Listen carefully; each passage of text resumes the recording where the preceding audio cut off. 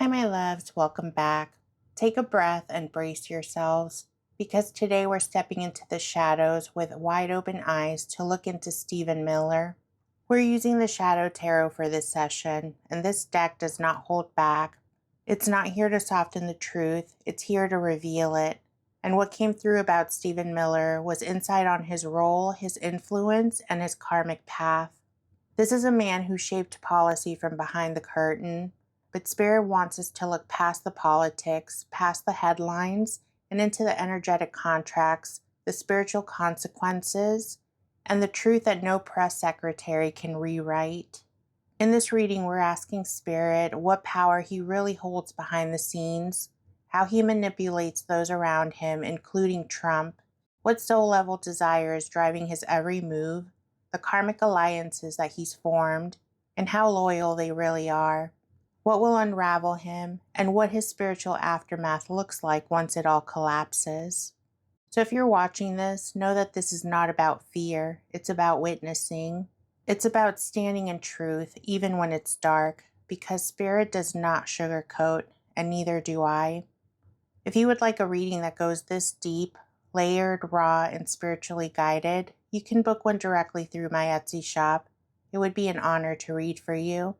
You can find the link in the video description and in the pinned comment below. And as always, everything shared here is spirit-led, alleged, and for entertainment purposes only. Please always use your own intuition. Take what resonates and leave what doesn't. Now let's begin. Spirit, what's the true energetic role Stephen Miller plays within the group influencing power behind the scenes? We received the Hierophant reversed, the Devil upright, the Moon reversed, Queen of Swords reversed, and the Knight of Cups reversed. Okay, loves, I need you to hear this exactly as it's coming through. Stephen Miller is not just part of the machine, he's one of the architects of the mechanism. The Hierophant reverse shows us that he has always moved outside of traditional systems, but not in a liberating or revolutionary way. He doesn't seek to challenge the status quo or to set people free. He seeks to remold power into something more insidious, cloaked in authority but stripped of moral alignment. The Devil upright anchors this. His influence thrives in fear, in control, in the creation of dependencies, emotionally, ideologically, and even spiritually. If people are confused, afraid, divided, that's not a bug in the system. That is his design. The devil here isn't just about addiction to power. It's about knowing exactly which levers to pull to keep others hooked. And then we get the moon reversed, and that's where things get interesting.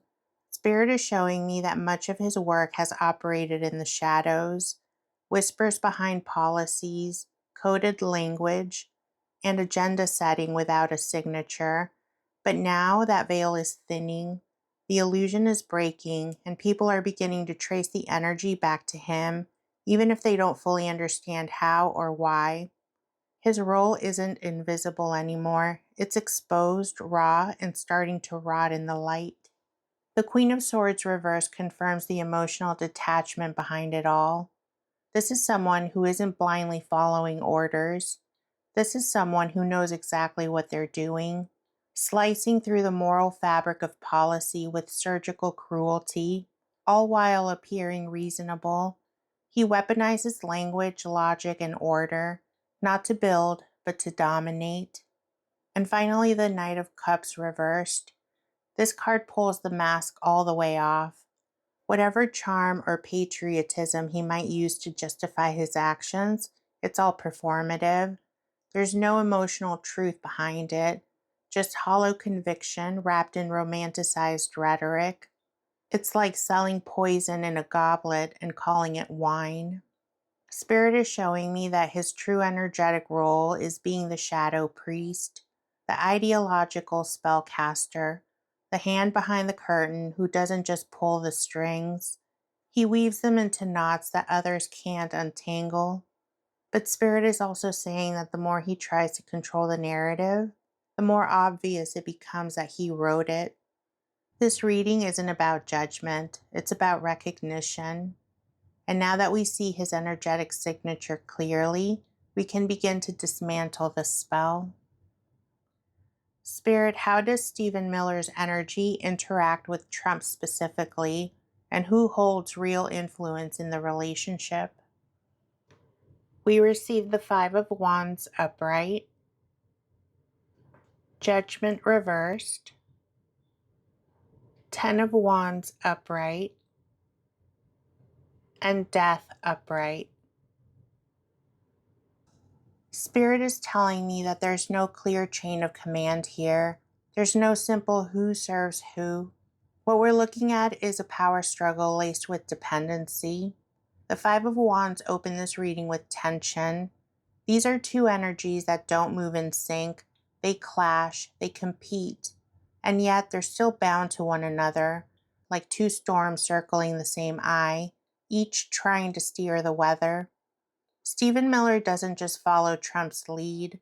He inserts himself into the momentum, whispering ideas into chaos, steering rage into strategy. And Trump? He thrives on loyalty and performance. But Judgment Reversed tells us that he's blind to how much influence Miller truly holds. It's not conscious submission, it's spiritual fog. Trump doesn't see the hand behind the weight. He sees Miller as an executor, not a manipulator, and that's the trap. Because the Ten of Wands is heavy, it shows Miller doing the heavy lifting, not emotionally, but ideologically. He carries the architecture of these plans, the weight of policy, the justifications that others don't want to articulate. Spirit is saying that Miller's influence is rarely loud, but it's always present, and that's what makes it so dangerous. He's not trying to win a spotlight, he's trying to shape the entire stage. And then death comes in and shuts the door. This relationship, whatever it's been, is reaching an expiration point. There's a shift unfolding, whether that's Trump starting to resist Miller's input or Miller seeing that the puppet no longer dances the way he wants. Spirit is being clear. This dynamic is cracking. The real influence used to flow both ways. Trump with the charisma, Miller with the blueprint. But now Miller's grasp is weakening. Trump is unraveling, and the game that they were playing together is no longer sustainable. This isn't a clash of egos. It's the disintegration of a spiritual contract. And the question now becomes, who's going to walk away first? Spirit, what does Stephen Miller truly want at a soul level that is motivating his actions right now? We receive the Ace of Swords upright, Four of Pentacles upright, Seven of Cups upright, Eight of Cups upright, and the Eight of Pentacles upright. With these cards, Spirit isn't showing us a man guided by chaos or impulse. This is intentional, this is cold, and this is sharpened like a blade. The Ace of Swords opens with piercing energy. At his core, Stephen Miller is driven by a desire to cut through the noise, not with truth for the sake of justice, but truth as power, narrative control, and intellectual dominance. He wants to shape perception, to hold the pen that defines the facts, even if that means slicing reality into something unrecognizable. This isn't emotional, this is surgical. The Four of Pentacles steps in and reveals something deeper, the fear, not the kind that makes you shake, but the kind that makes you hoard. Control, influence, safety. Miller grips all of these like they might slip away. Spirit says there's a fear of being irrelevant here, of losing proximity to the power he once tasted. And instead of addressing that fear, he builds walls, tightens his grip, and clutches every tool, every lever of control until his fingers bleed. But the Seven of Cups is where it gets slippery. Miller doesn't want people to see things clearly, not even himself sometimes. This card speaks of illusion, curated distractions, and fantasy disguised as vision. At a soul level, Stephen Miller is motivated by the manipulation of perception. He wants people to believe that they're choosing freely while he moves the options around behind the curtain. And here's the kicker: the Eight of Cups and the Eight of Pentacles together. He knows what he's walking away from. Spirit says he has long since detached from conventional morality, from emotional ties, and from anything that would slow him down. He chooses disconnection, not as a failing, but as a strategy. And with the Eight of Pentacles, we see the rest. This man is training, perfecting, and grinding. This is someone who wakes up each day determined to sharpen his influence, master his methods, and refine his ideological weaponry. So, what does he truly want? He wants to become irreplaceable, to outlast the systems that he's reshaping, to master the game so thoroughly that by the time people realize he was behind the curtain, it's already too late. This isn't about fame or even legacy. It's about control, clarity, and the cold satisfaction of precision. And make no mistake, he thinks he's succeeding. Spirit, what karmic or energetic alliances has Stephen Miller formed with others in power, and how stable are those bonds? We were given the High Priestess upright, the Four of Cups upright, and the Three of Swords upright. Spirit's voice shifted as soon as the spread opened. It got quieter, like we're being allowed to hear something that's not meant to be spoken out loud. With the High Priestess front and center, we're being shown that Miller's alliances are not surface level. These are occulted bonds, forged through shared knowledge, shared goals, and in some cases, shared shadows. Spirit says Miller doesn't trust easily, but he absolutely aligns with others when it suits his purpose. The High Priestess here speaks of underground networks, strategic soul contracts, and influence exchanged in silence. This is the realm of long games, unspoken rules, and mutually assured protection. But here's where the cracks are starting to show. The Four of Cups is emotional staleness. Spirit is showing us that many of Miller's alliances have grown cold or conditional. There's a growing sense that some of his former allies feel disillusioned with him, or perhaps that he's disappointed with them. Either way, the emotional bond is weak. These alliances are out of necessity now, not loyalty. People are keeping him close out of caution, not trust, and he knows it.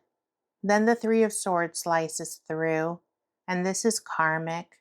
This isn't just about personal betrayal. This is spiritual fracture. Spirit is revealing that some of Miller's closest energetic ties have already turned on him or are about to. There's a karmic debt here tied to betrayal, and Spirit is being very clear. He has betrayed others, and he will be betrayed in turn. The energy is coming back around. What he has done in the shadows will be done to him. He has manipulated alliances for personal gain, and the instability now is no coincidence. It's consequence. Spirit is saying that the bonds are not stable. They're fracturing. They're being held together by strategy, not trust. They're being held in place as long as he remains useful. And Spirit says that that usefulness has a limit.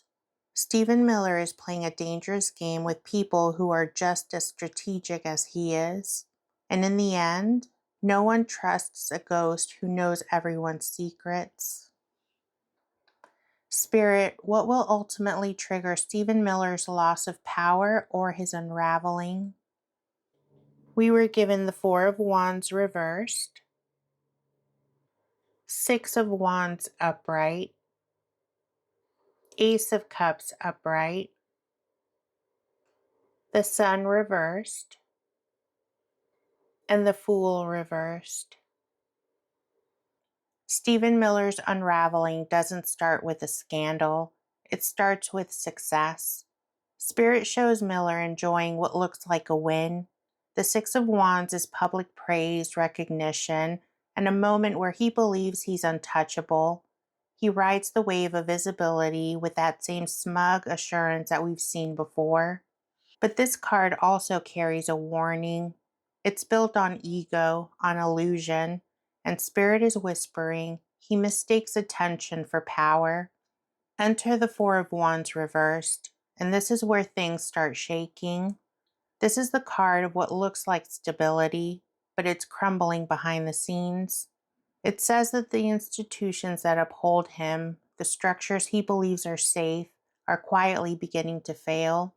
Alliances that once celebrated him are no longer secure, and what once felt like a fortress starts to echo. Then something soft but unstoppable breaks through, the Ace of Cups. And this is so powerful. This isn't just a leak or a document, this is emotion.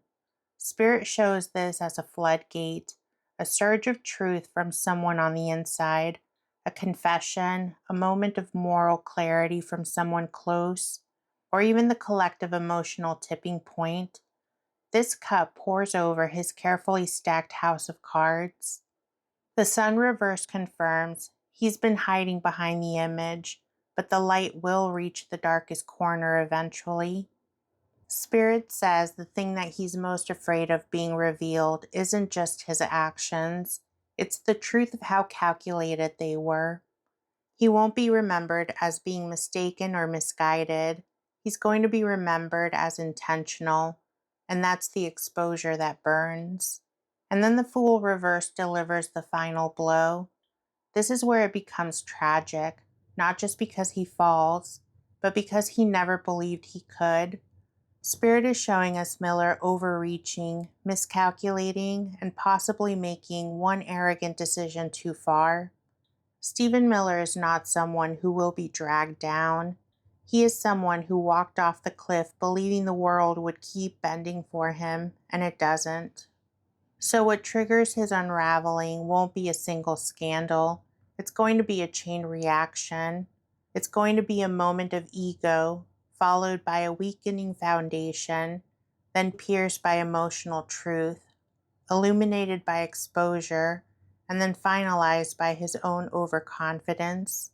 His story doesn't just end with a bang, it ends with a slip. And by the time he realizes what's happening, he's going to already be falling.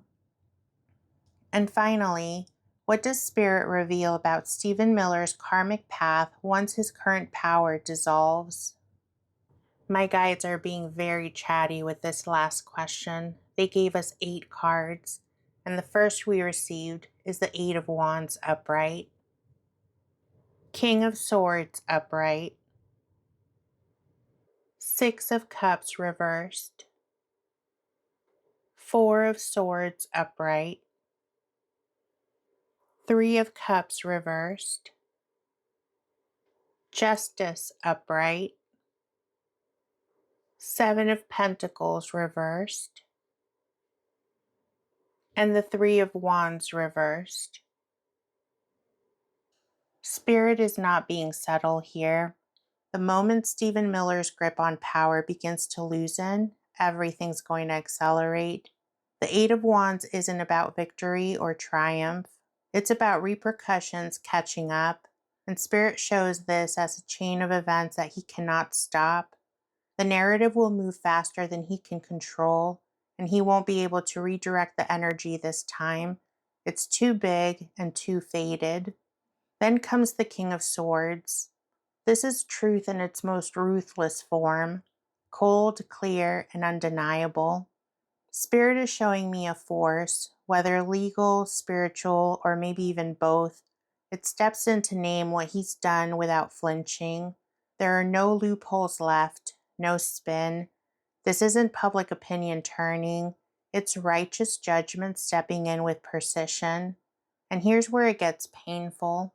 The 6 of Cups reversed and the 3 of Cups reversed show a complete collapse of legacy and loyalty. There will be no nostalgic return, no rebranding, no rewriting his role in history. And the people who once stood with him are going to disappear.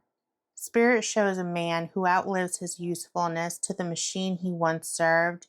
He becomes a liability and a cautionary tale. And then comes the Four of Swords, and this is where it hits the hardest. This card feels like spiritual quarantine, not prison in the literal sense, although that's not ruled out, but something worse, exile. He'll be forced to sit with the consequences. No more microphones, no more policy drafts, just silence and stillness. The kind that eats a person alive when they've spent a lifetime in manipulation and motion. Then Spirit drops justice upright in the center of the storm. There is no escape from this one.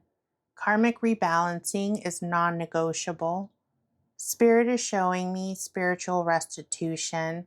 His soul signed contracts long before this lifetime that cannot be broken. Every ripple his choices caused, every child disappeared, every fear injected into a family's body, every narrative that's been twisted will be accounted for, and it's going to be rapid. And what's left after that? Spirit says that it's going to be nothing that grows. The Seven of Pentacles reversed and the Three of Wands reversed seal his path. No future harvest, no next move, and no redemption arc, at least not in this incarnation. He sowed aggressively, and what he reaps will be emptiness. Spirit says that he's going to try to build something again, but it's going to crumble each and every time, not because of enemies, but because the soul contract will not allow it. And Spirit has one final whisper for me to share. The shadows he worshipped have no loyalty. What he served will not save him.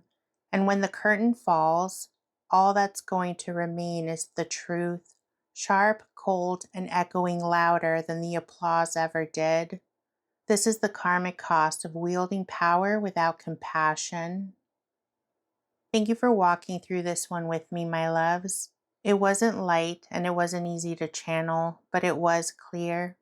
What Spirit revealed about Stephen Miller today wasn't just a critique of policy or power. It was a spiritual exposure, a stripping back of narrative, persona, and control until only the energetic signature remained. We were shown a man who operates in shadow, but his shadows are no longer being hidden. We saw a spellcaster who manipulates policy like a weapon, a power broker whose grip is fracturing, and a karmic contract that will come to collect. Not with vengeance, but with truth. And when that truth finally floods in, no alliance, no illusion, and no carefully crafted mask will be enough to stop what's already begun unraveling. I would love to hear what this stirred in you. Tell me what resonated, what insights landed, and what questions you're still sitting with. Drop your thoughts in the comments. I'll be there as always, reading every single one. If you enjoyed this reading and you want to explore your own questions, I offer personal tarot and pendulum readings through my Etsy shop. If you're interested, you can find the link in the pinned comment below and in the video description. I'd be honored to read for you. And please remember, everything shared in this reading is spirit-led, alleged, and for entertainment purposes only. Always trust your own intuition. Only take what resonates and leave what doesn't. My loves, we don't look into the darkness to become consumed by it. We look so that we can understand it, transmute it, and walk forward more clear, more wise, and no longer under the spell. I love you, I appreciate you, and I'll meet you in the comments.